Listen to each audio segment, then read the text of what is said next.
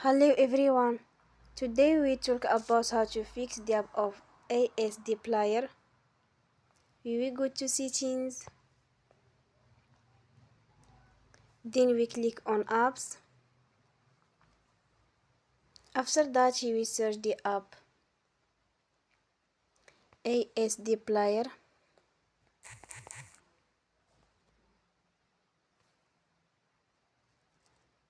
and we click. They will on for stop. After that we go to storage, then we click on clear cache. In the end, turn off your phone and you will restart your phone again. Don't forget to support us by like and subscribe. See you next time and thank you for watching.